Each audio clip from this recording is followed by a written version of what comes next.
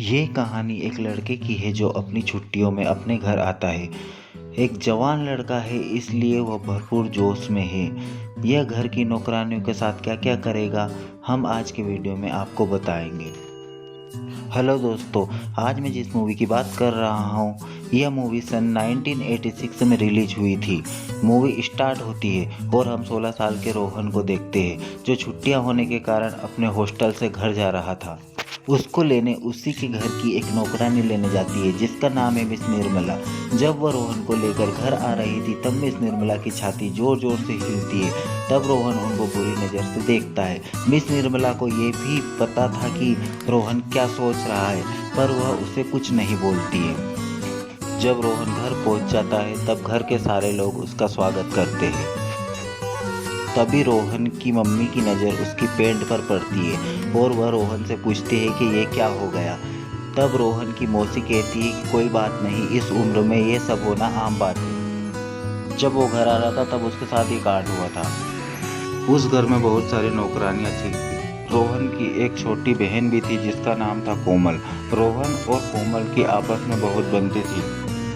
कोमल रोहन को घुमाने ले जाती है। वहाँ रोहन को मिस निर्मला मिल जाती है। वह उनसे थोड़ी देर बातचीत करता है और फिर जंगल में अकेला घूमने लगता है। तभी एक जगह उसका पैर फिसल जाता है और वह गिर जाता है। तभी उसे कुछ आवाज़ सुनाई देती है और वो झाड़ियों में देखता है। वहाँ उसी के घर की नौकरानी कुछ कर रही होती है। उसे देखकर वो वहाँ से भाग जाता है।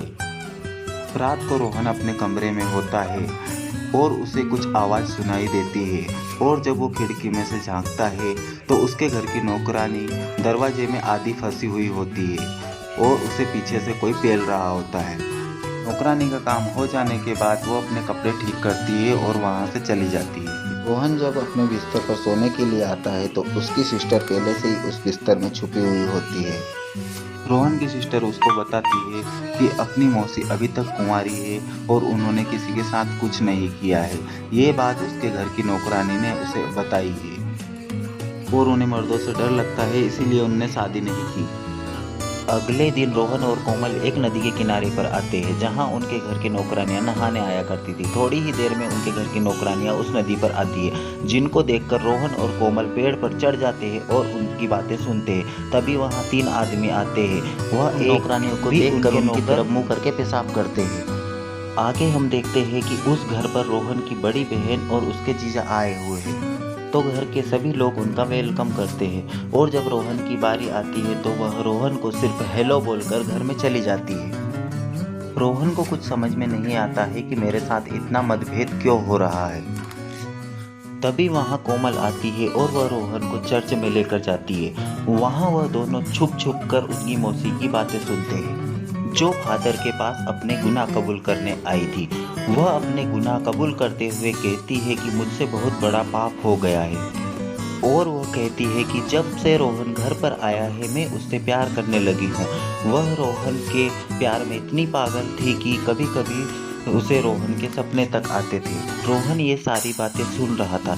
ये सब बातें सुनकर रोहन की खुशी का कोई ठिकाना नहीं रहता है, लेकिन ये सब सोचते सोचते वह छत से नीचे गिर जाता है, जिसकी वजह से फादर और उनकी मौसी को पता चल जाता है कि वह उनकी बातों को सुन रहा था। इसलिए वह रोहन को लेकर उनकी मम्मी के पास जाते हैं और उनसे शिकायत करते हैं। रोहन की मम्मी फादर से पूछती है कि इसे क्या सजा मिलनी चाहिए। तभी फादर कहते हैं कि इसे मार मार कर इसका पिछवाड़ा लाल कर दो। रोहन की मम्मी को ये बात बहुत पसंद आती है और वो ये काम अपने घर की मेड को सौंप देती है, जो रोहन को मार मार के उसका पिछवाड़ा लाल कर देती है। अब बिस्तर पर रोहन उल्टा होकर सो रहा था। वजह तो सबको पता ही होगी कि उसे क्या हुआ है। अचानक उसे कप हिलने की आवाज़ सुनाई देती है। जब वह अपने रूम से बाहर जाकर देखता है, तो इस बार भी हेलन दरवाजे से बाहर अटकी हुई थी और कोई पीछे से हेलन को बेलन दे रहा था। और उसका काम हो जाने के बाद वो बंदा वहाँ से चला जाता है। वो बंदी को सरेआम पेल रहा था। ये बात अभी तक रोहन के दिमाग में घूमती रहती है। तभी रोहन के पास उर्मिला आती है और उससे कहती है कि अगर पिछवाड़े में ज़्यादा दर्द हो रहा है तो मैं क्रीम लगा दूं। इस पर रोहन मना कर देता है। रोहन उर्मिला से पूछता है कि आखिर वो बंदा कौन है जो हर रोज हेलन की लेता है। इस पर उर्मिला कहती है कि ये हम दोनों का सीक्रेट है। यह कहकर वो वहाँ से चली जाती है। रोहन सोचता है कि शायद जीजा को यह बात पता होगी। जब वो वहाँ जाकर देखता है तो उसके जीजा अपनी पेंट में हाथ डालकर दूरबीन में कुछ देखते हैं। जब वो रोहन को देखते हैं तब वो वहाँ से चले जाते हैं और उनके जाने के बाद रोहन उस दूरबीन से देखने लगता है। वो वहाँ देखता है कि एक लड़का और एक लड़की रोमांस कर रहे थे। तभी उसे वहाँ एक किताब मिलती है जिसमें बहुत सारी हवस से भरी कहानियाँ और फोटो होती है। रोहन उस किताब को छुपाकर अपने साथ ले जाता है और एक अस्तबल में जाकर उस किताब को पढ़ने लगता है। तभी उनका वहाँ एक नौकर आता है जिसे देखकर वह छिप जाता है। तभी वहाँ हेलन मुर्गियों को दाना डालने आती है। तभी वो नौकर हेलन के पास आता है और उसे अपनी खिड़की में फंसा देता है और बाहर जाकर हेलन को मजा देता है। तभी हेलन जोर जोर से चिल्लाने लगती है। तो रोहन उसकी हेल्प करने के लिए जाता है, लेकिन हेलन मना कर देती है कि अभी नहीं, थोड़ी देर के लिए रुक जाओ। दरअसल हेलन को भी बहुत अच्छा लग रहा था सब कुछ। एक बार रोहन अपनी मेट की किताब ले लेता है और उसकी जगह वो गंदी किताब रख देता है और बाहर छिपकर देखता है कि उसकी मेट उस किताब को पढ़ती है या नहीं। जब उसकी मेट उस किताब को खोलती है तो शर्माने लगती है और उस किताब को छिपा देती है और बाहर जाकर अकेले में पढ़ने लगती है। उस घर में सभी अपनी हवस पूरी कर रहे थे, बस रोहन ही अकेला बचा हुआ था जिसे अभी तक कोई सुख नहीं मिला था। तो वो किचन में जाता है अपनी नौकरानी के पास और बिना सोचे समझे उसे पकड़ लेता है। नौकरानी को लगता है कि कोई और है, इसलिए वो प्लेट उठाकर रोहन के सर पर मार देती है। लेकिन जब उसे पता चलता है कि वह रोहन है तब वो उसकी इच्छा पूरी करने के लिए हाँ कर देती है। वो दोनों सब कुछ शुरू ही करने वाले थे कि उनके घर की दूसरी नौकरानी आ जाती है और रोहन उसे देखकर वहाँ से भाग जाता है। अब रोहन को यहाँ भी कुछ हासिल नहीं हुआ। तब उसे मिस निर्मला का ख्याल आता है और वह उसके पास जाता है और उसे भी पीछे से पकड़ लेता है। तो मिस निर्मला उसे ऊपर के मन से मना करती है, पर असल में उसे बहुत अच्छा लग रहा था, सब कुछ मिल रहा था। तभी एक पोस्टमैन आता है और वहाँ उनको खबर देता है कि जंग छिड़ गई है। यहाँ भी रोहन का काम अधूरा रह जाता है। अब उस घर के सभी मर्दों को जंग में जाना होता है, इसलिए वह लोग अपने घर पार्टी रखते हैं। पर यहाँ पर एक आदमी है जिसे अस्थमा है और वो जंग में जाने से मना करता है। अब रात के समय में सब अपनी अपनी औरतों के साथ मजे कर रहे थे, क्योंकि अगली ही सुबह उन्हें जंग पर जाना होता है। वहीं रोहन मायूस होकर उन्हें देख रहा था। अगली सुबह घर के सारे लोग जंग पर चले जाते हैं। उनके जाते ही रोहन उर्मिला के पास जाता है और उसके साथ संबंध बना लेता है। अगली सुबह उर्मिला रोहन को बताती है कि वह फादर के सामने अपने गुनाह कबूल करने वाली है। तो देखिए उन्होंने क्या क्या पाप किए हैं। वो फादर को बताती है कि मेरा पति मेरे साथ अलग अलग पोजीशन में संबंध बनाता है और मुझे अच्छा भी लगता है, लेकिन कभी कभी मेरे दिल में एक ख्याल आता है कि मैं कोई पाप तो नहीं कर रही हूँ। ये सुनकर फादर उसे बोलता है कि तुम अपने पति के साथ कुछ भी कर सकती हो और इसमें कोई पाप नहीं है। अगले सीन में हम उसी घर की एक नौकरानी को देखते हैं जो नदी किनारे बैठी हुई है। तभी वहाँ रोहन आता है और उसके साथ संबंध बना लेता है। रात को रोहन अपनी मौसी के घर जाता है और उस नौकरानी का इंतजार करता है।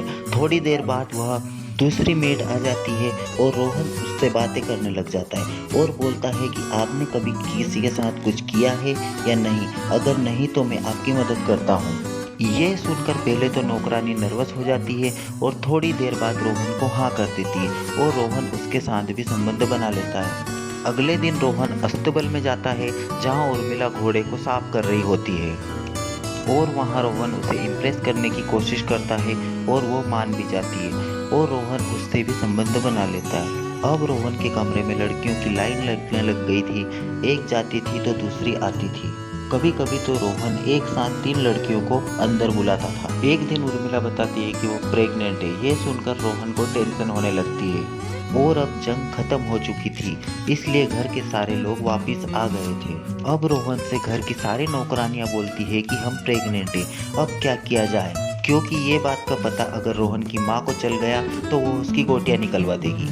रोहन उर्मिला को बोलता है कि तुम तुम्हारे मंगेतर के पास जाओ और उसके साथ संबंध बना लो ताकि उसे लगे कि यह उसका बच्चा है। इसके बाद वो दूसरी नौकरानी के बेड पर जाकर लाल नाखून पॉलिश लगा देता है ताकि उसके मंगेतर को लगे कि मेरी मंगेतर बिल्कुल सेफ है। फिर रोहन दूसरी नौकरानी के पास जाकर बोलता है कि वह किसी से भी संबंध बना ले ताकि उसे लगे कि यह बच्चा उसका है। और दूसरी नौकरानी गांव के एक आदमी के साथ शादी कर लेती है और इसी तरह चारों की शादी हो जाती है। और उसी रात रोहन हेलन को वापस हिला देता है। हॉस्टल जाते समय हेलन भी बोलती है कि मैं भी प्रेग्नेंट हूँ। तभी रोहन बोलता है कि तुम्हारे लिए भी कोई आदमी देखना होगा। तभी हेलन बोलती है कि मुझे तो घर के सभी लोगों ने पेला है, मुझे जो पसंद आएगा मैं उस पर इल्ज़ाम लगा दूंगी। और इसी